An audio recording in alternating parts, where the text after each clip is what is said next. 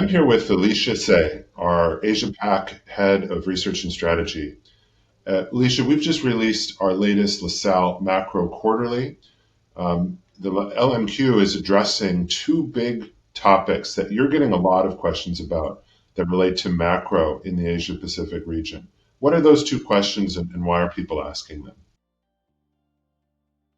Yeah, we've been receiving a lot of questions, and the two key questions, one is regarding China, the other one is Japan. On China, it's really about what's our macroeconomic growth outlook, our outlook on the housing market, and the troubled residential developers in China.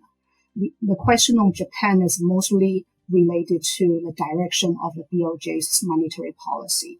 So with that, I have our Head of Greater China Research, Fred Tang, with us, who will get into more details about our views in China. And I also have our senior researcher who's based in Singapore. His name is Wayne Qin. He's been spending a lot of time on dissecting BOJ's considerations. So with that, let me start with China. So Fred, what's our outlook on China's housing market? Well, put it in short, actually, we are expecting the housing market to bottom in the next 6 to 12 months. I'll give you more details. We have started to see, some positive signs in the housing market. We're seeing the pace of decline in sales volumes and prices have moderated in recent months compared to the second half of last year. Also in Tier 1 markets, we actually are seeing both sales volume and prices are improving, recording positive growth compared to last year. So these are all the, positive signs. But meanwhile, we are seeing, the policy supports are getting strengthened. Also, there's the decline of supply of residential land. So all these things putting together, we think our outlook for the next 6 to 12 months market bottoming is reasonable. Okay. What about the troubled developers? The headline news surrounding them sometimes could be sensational. What's your take? Indeed, I think the headline news are probably sensational. Although, I do agree that, the highly leveraged developers are likely to continue to suffer from the weak for sale residential market in low-tier cities. So there, for instance, the Country Garden and Evergrande probably will never, come back to become the what they were in old days. So, but the general overall impact of this bankruptcy or defaulted developers on the Chinese financial system is likely to be marginal, given the small exposure of commercial banks to real estate loans. Great. So Brian, really, I think we need to dissect the physical housing market outlook and the outlook of the troubled developers. And we expect the housing market to recover, but the troubled developers will take time to resolve their onshore and offshore balance sheets. Okay, what about your take on the rising youth unemployment rate that's been in the media for some time? The youth unemployment rate, I think it's kind of if we just look at that number, it's misleading because if you look at the overall China's unemployment rate and 5.2% in August, it's actually below the 5-year average of 5.3% in last 5 years.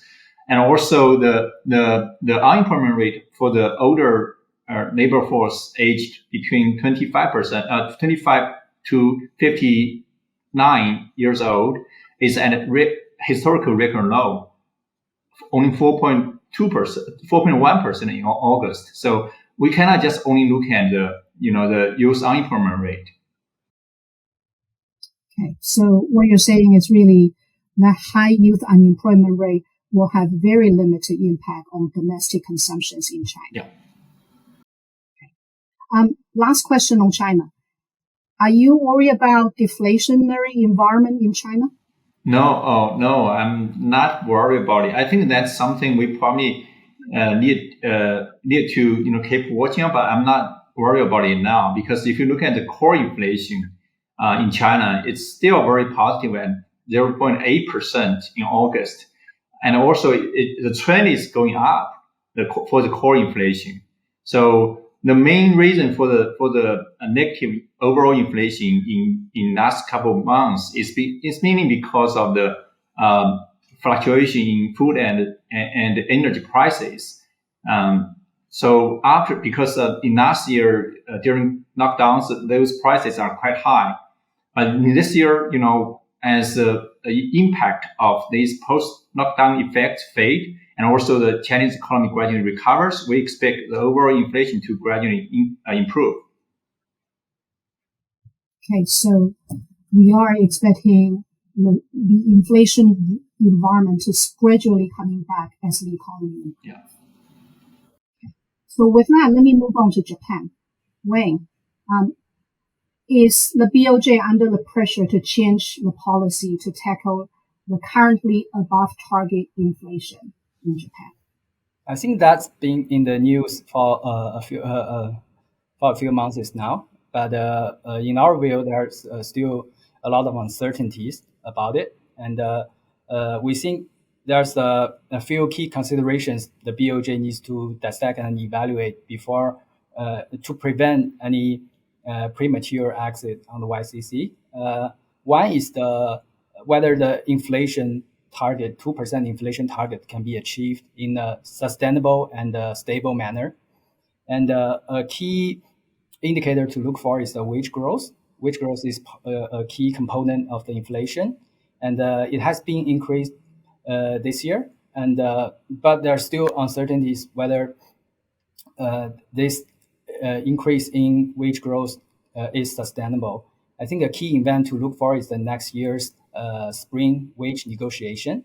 And although the inflation has been above the BOJ's 2% target over the past year and a half, there are still questions whether this inflation could be last for a longer time. And the good news is inflation is tapering in other developed markets, which gave BOJ more time to evaluate the prospect for inflation in Japan. I think another key consideration is the political pressure the PM Kishida's cabinet is getting.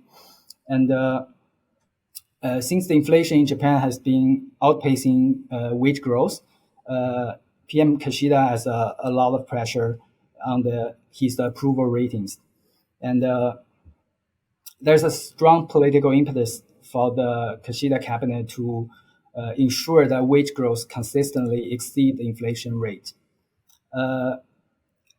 That's that more than 70% of the mortgage loans in Japan are under floating rate. So BOJ really needs to be careful before making any material move.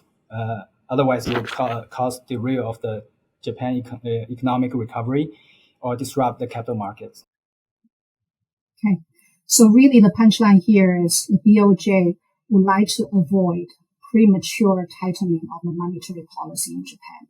They have time. They're going to take their time to make sure it's not going to impair the economic recovery or the financial system. Okay.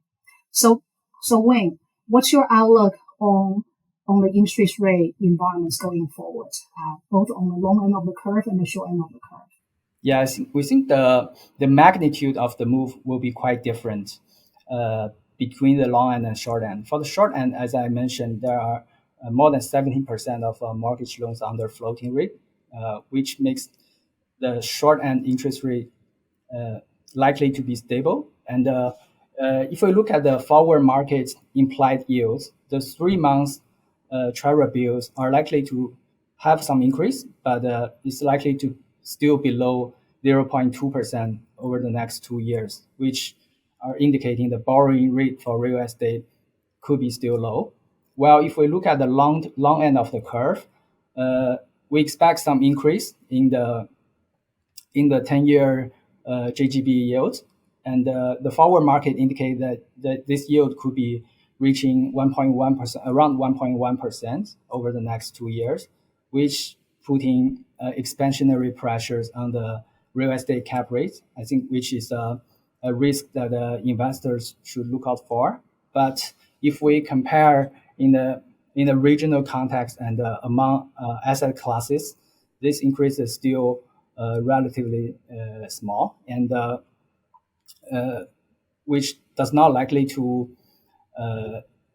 impact a lot of the liquidity in the Japanese real estate market.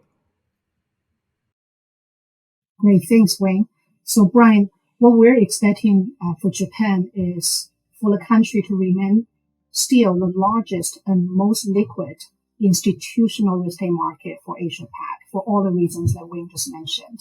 But in times, we could expect some volatility because the expectation of how the BOJ is going to move, and that could inject some short-term volatility. But the big picture doesn't change for Japan.